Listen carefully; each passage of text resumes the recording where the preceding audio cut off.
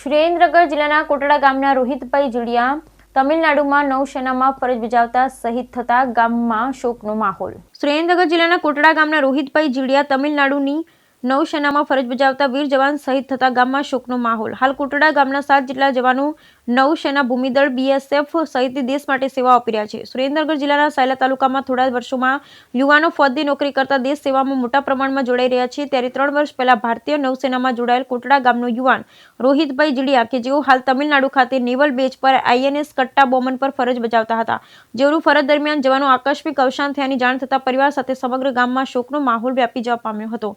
યુવાન રોહિતભાઈ જીડિયાના નશ્વર દેહને લઈને સૌ નૌસેનાના જવાનો સાયલા પહોંચ્યા હતા। ત્યાંથી લઈ તેમના ગામ કોટડા સુધી સેંકડો લોકો બાઇક કાર લઈને જોડાયા હતા।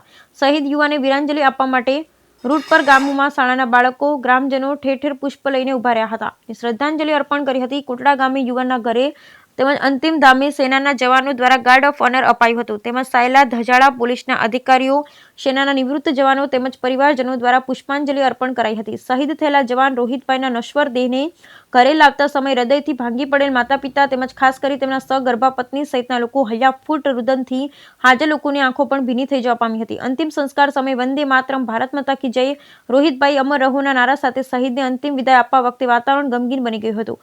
શહીદ યુવાન 3 ભાઈઓમાં સૌથી મોટા હતા। યુવાન રોહિતભાઈ તેમના પરિવારમાં 3 ભાઈઓમાંથી મોટા હતા। તેમજ 1.5 માસ પહેલા જ તેઓ રજા પર વતનમાં આવ્યા હોવાનું કુટુંબી, સ્વજન અને રાજકીય સામાજિક આગેવાન નાગરભાઈ જીડિયાએ જણાવ્યું હતું।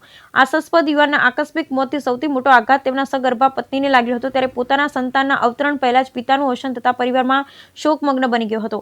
અધિકારીઓ, આગેવાનોએ શહીદને શ્રદ્ધાંજલિ અર્પી શહીદ રોહિતભાઈ મશરૂભાઈ જીડિયાની અંતિમ યાત્રા સમયે તેમને પોલીસ અધિકારી, રાજકીય સામાજિક આગેવાનો, નિવૃત્ત સૈન્ય જવાનો, મામલતદાર સહિત અગ્રગણ્ય લોકોએ પુષ્પાંજલિ અર્પણ કરી હતી। સાયલા પંથકના યુવાનોમાં સેના પ્રત્યે રુચિ વધી રહી છે। ઝાલાવાડના સાયલા તાલુકામાં આવેલા ગામોમાંથી યુવાનો તેમજ યુવતીઓમાં શિક્ષણ સાથે સૈન્ય તથા પોલીસમાં ભરતી થઈ દેશ સેવા કરવા માટેની રુચિ વધી રહી છે। ત્યારે શહીદ યુવાનના વતન કોટડા ગામ 7 જેટલા યુવાનો હાલ નૌસેના ભૂમિદળ તેમજ BSF સહિતમાં સેવાઓ આપી રહ્યા છે। બ્યુરો રિપોર્ટ મહેશભાઈ ઉતરિયા, સુરેન્દ્રનગર।